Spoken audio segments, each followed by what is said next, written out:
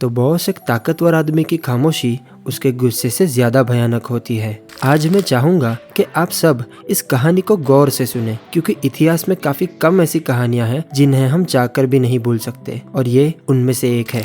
1974 की the godfather 2 आपको मजबूर कर देगी अल पचिनो का फैन बनने के लिए। ये वीडियो है the rule of Michael Corleone, और मैं रेकमेंड करूंगा कि इस जबरदस्त कहानी को और बेहतर से समझने के लिए आप हमारा पिछला वीडियो देख लीजिए, the rise of Michael Corleone. और इस मूवी के iconic the kiss of death scene को ना मिस करते हुए इस वीडियो को पूरा देखिएगा। साथ ही इस वीडियो को लाइक, शेयर और चैनल को सब्सक्राइब करके फ्यूचर के वीडियोस के लिए रेडी रहे। मैं हूँ स्क्रीन कैट का होस्ट ध्रुव, और ये कहानी शुरू होती है अब।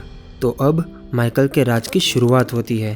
पहले के मुकाबले माइकल की आंखें डरावनी होती है। बदतर से बदतर वक्त में भी उसका खामोश रहना हमें उसके आसपास वालों के लिए चिंता में डाल देता है। माइकल एक मीटिंग में होता है सेनेटर के साथ। उनका डिस्कशन माइकल के कसिनो के गैम्बलिंग लाइसेंस को लेकर होता है। सेनेटर माइकल से $2.5 लाख मांगता है, जो कि नॉर्मल रेट से काफी ज्यादा होता है। सेनेटर माइकल को कोई छोटा मोटा गुंडा समझकर 2 दिन में हाँ या ना जवाब देने को कहता है, और माइकल सेनेटर से कहता है कि उसे कुछ भी नहीं मिलने वाला। फिर माइकल तब मिलने जाता है जॉनी ओला से, जो कि हाइमन रॉथ, एक जूइश गैम्बलर का आदमी होता है। जॉनी कहता है कि मेरे बॉस आपके गैम्बलिंग बिजनेस में आने से काफी खुश है। उसके बाद माइकल फ्रैंक से मिलता है। फ्रैंक का कहना था कि रिजोर्टो ब्रदर्स नाम के लोग उसे बिजनेस में परेशानी दे रहे हैं, जो कि हाइमन रॉथ के आदमी थे। फ्रैंक गुस्से में वहां से चला जाता है, ये कहकर कि माइकल के फादर हाइमन रॉथ के साथ सिर्फ बिजनेस करते थे, उन्हें उस पर कभी भरोसा नहीं था। लेकिन उसके बाद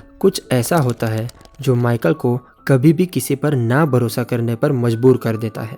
माइकल अपने बेडरूम में होता है और अचानक से 2 लोग उस पर एक असैसिनेशन अटेम्प्ट करते हैं। माइकल बच निकलता है और उसके आदमियों से कहता है कि उसे वो 2 लोग जिंदा चाहिए, पर उन 2 लोगों को उनके घर के कंपाउंड में कोई शख्स मार देता है। माइकल तुरंत टॉम से कहता है कि उसे लगता है इन सब के बीच में कोई गद्दार है जिसने ये करवाया है, और उस वजह से वो अपनी अथॉरिटी और पोजीशन कुछ दिनों के लिए टॉम को देकर शहर जा रहा होता है। 1958 में वो पहली बार हाइमन रॉथ से मिलता है। उसे अब किसी पर भरोसा नहीं होता और वो अब एक मास्टर स्ट्रोक खेलता है। माइकल हाइमन से कहता है कि उसे लगता है ये सब फ्रैंक ने करवाया है, उसका रिएक्शन देखने के लिए, जिसके बाद वो फ्रैंक से कहता है कि उसे लगता है ये सब हाइमन ने करवाया है और वो उसे कुछ ही दिनों में मारने वाला है। माइकल चाहता था कि फ्रैंक कुछ दिनों के लिए रिजोर्टो ब्रदर्स, जो कि हाइमन के लोग थे, उनसे कोऑपरेट करे। फ्रैंक ये चीज़ मानकर रिजोर्टो ब्रदर्स से सुलह करने के लिए एक लोकल बार में जाता है, जहाँ पर रिजोर्टो ब्रदर्स फ्रैंक को जान से मारने की कोशिश करते हैं, और ये कहकर जान ली जाती है कि ये सब माइकल ने करवाया है। आप देख ही सकते हैं कि इन सब के बीच में कोई शख्स कंफ्यूजन करवा रहा था। दूसरी तरफ फ्रेडो, जो कि माइकल का बड़ा भाई था, वो टॉम को ब्रोथल बुलाता है। पहले दिखने वाले सेनेटर को उन्होंने प्रोस्टिट्यूट के मर्डर के लिए पकड़ा होता है, और टॉम सेनेटर से कहता है कि उसे बचाया जा सकता है अगर वो कोरलियोन फैमिली को लाइसेंस देकर उनका एक फ्रेंड बनकर रहे। दूसरी तरफ माइकल हाइमन की पार्टी में होता है। हाइमन उससे कहता है कि उनकी पार्टनरशिप के लिए अभी तक उसे $2 मिलियन नहीं मिले। तब माइकल फ्रेडो से 2 मिलियन मंगवा लेता है हवाना में। फ्रेडो ट्रैवल करके वहां पहुंचता है और फ्रेडो माइकल से पूछता है कि ये किसके लिए है। तब माइकल कहता है हाइमन रॉथ और जॉनी ओला के लिए। माइकल पूछता है कि क्या तुम इन्हें जानते हो?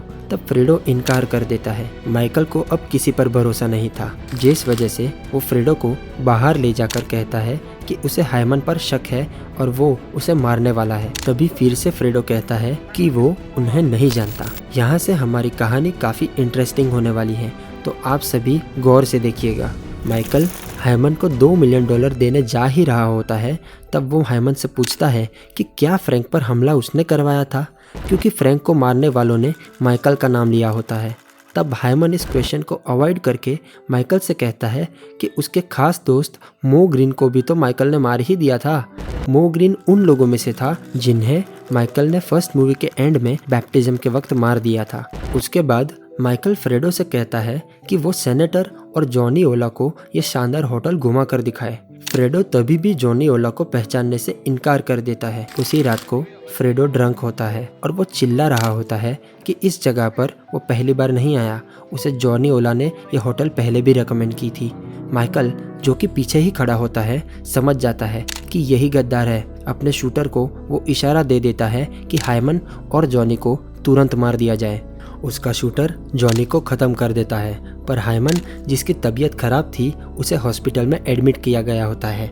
शूटर हायमन को हॉस्पिटल में जाकर मारने ही वाला होता है कि पुलिस के हाथों मारा जाता है और हायमन बच निकलता है। और अब बचा फ्रेडो, उसका हिसाब होना अभी बाकी था। न्यू ईयर पार्टी में माइकल फ्रेडो के सामने जाकर उसे पकड़ता है और यह iconic seen the kiss of death था। वो फ्रेडो का सर पकड़कर उससे कहता है कि उसे पता था कि वो ही गद्दार है और उसने माइकल का दिल तोड़ दिया है। और उसी वक्त उस माफिया की पार्टी में रेबल्स का एक अटैक हो जाता है। सब बच के भाग ही रहे होते हैं, तब माइकल फ्रेडो से कहता है कि वो उसके साथ चले। आखिर में था तो वो उसका भाई ही, पर फ्रेडो जानता था कि उसे माइकल जिंदा नहीं छोड़ेगा। उसके बाद माइकल अपने घर पहुंचता है। लौटने पर टॉम उसे बताता है कि उसकी वाइफ को एक मिस कैरेज हुआ है, जिसके वजह से उसका बच्चा इस दुनिया में आने से पहले ही मर गया है। माइकल इस बात पर बहुत गुस्सा होता है। 1959 में क्राइम के माफिया मेंबर्स के अगेंस्ट एक कमेटी बैठती है। वो माइकल पर मैक्लस्की और सोलोजो को मारने का इल्ज़ाम लगाते हैं, जिन्हें उसने पहली मूवी में जान से मार दिया था, और साथ ही गैम्बलिंग कैसीनो चलाने का भी आरोप लगाते हैं। और माइकल बिना डरे कमेटी को चैलेंज करता है कि उसके खिलाफ एक भी विटनेस लाकर दिखाओ। कमेटी का चेयरमैन केन माइकल को प्रॉमिस करता है कि वो उसे विटनेस लाकर दिखाएगा। तब हमें पता चलता है कि फ्रैंक जिंदा है। उसे लगता था कि माइकल ने उसे मारने का ऑर्डर दिया था, और इस बात को ध्यान में रखकर वो FBI से डील कर लेता है कि वो माइकल के खिलाफ गवाही देगा। दूसरी तरफ फ्रेडो पकड़ा जाता है और माइकल उससे मिलने जाता है। माइकल जानना चाहता था कि उसने ऐसा क्यों किया। फ्रेडो तब बहुत गुस्सा होकर कहता है कि बड़ा भाई होने के बावजूद माइकल को गॉडफादर बना दिया गया। तब माइकल कहता है कि फ्रेडो ना अब उसके लिए भाई है ना दोस्त है, वो उसके लिए कुछ भी नहीं है। वहाँ से जाते वक्त अपने बॉडीगार्ड से माइकल कहता है कि जब तक माइकल की माँ जिंदा है, फ्रेडो को कुछ भी नहीं होना चाहिए। इन सब के बाद आता है द हियरिंग डे। आप इस सीन में देखेंगे कि साइलेंस होते हुए भी कितनी सारी बातें बयां हो जाती है। फ्रैंक को लाया जाता है माइकल के खिलाफ गवाही देने। फिर माइकल भी आता है और साथ ही वो एक शख्स को अपने साथ लेकर आया होता है। फ्रैंक सिर्फ वहाँ पर माइकल और उस दूसरे शख्स को देख रहा होता है। तभी हमें पता चलता है कि वो फ्रैंक का बड़ा भाई है। तीनों लोगों में कुछ कहे बिना ही ये हम समझ जाते हैं कि अगर फ्रैंक ने माइकल के खिलाफ गवाही दी तो माइकल उसके बड़े भाई को जान से मार देगा। गवाही शुरू होते ही फ्रैंक अपनी बातों से तुरंत मुकर जाता है। वो कहता है कि FBI ने ये सारी बातें उससे कहलवाई थी माइकल के अगेंस्ट, और वो कुछ नहीं जानता है। और कोर्ट रूम में सारे के सारे लोग डरे रह जाते हैं। उसके बाद होटल रूम में माइकल के आने पर के कहती है कि वो बच्चों को लेकर उससे दूर जाना चाहती है। तब माइकल उसे समझा रहा होता है कि सब ठीक हो जाएगा, जिसके जवाब में के कहती है कि उनके बच्चे का मिसकैरेज नहीं हुआ था, उसे जानबूझकर अबॉर्शन करवाया था ताकि माइकल के हाथ और एक क्रिमिनल पैदा ना हो। माइकल तब ज़्यादा गुस्सा हो जाता है और उसे कभी ना माफ़ करने का ठान लेता है। अप्रैल 1959 में माइकल और फ्रेडो की मां का देहांत हो जाता है। पूरी कोर्लियन फैमिली रीयूनाइट होती है। तब माइकल को फ्रेडो से नहीं मिलना होता, लेकिन उसकी बहन के कहने पर वो उससे मिल लेता है। फ्रेडो माइकल को गले लगाकर रोता है। माइकल अपने बॉडीगार्ड की तरफ देख रहा होता है। आपने देखा, बिना कहे ही सारी बातें बयां हो गई कि अब फ्रेडो को जिंदा रखने का समय खत्म होता है। माइकल, टॉम और लैम्पन डिस्कस कर रहे होते हैं कि अब फाइनली उन्हें गैम्बलिंग बिजनेस में एंट्री मिल चुकी है। टॉम माइकल से कहता है कि अब हायमन को मारने का कोई मतलब नहीं है। तब हम दर्शक यही सोच में थे कि अब माइकल को इन्हें मारने की क्या ही जरूरत है। तब माइकल उसकी बात को तुरंत नजरअंदाज कर देता है। वहाँ से निकलकर टॉम फ्रैंक से मिलने जाता है मिलिट्री बेस में। वो फ्रैंक से कहता है कि माइकल अब किसी के कंट्रोल में नहीं है और वो सबको मार देगा।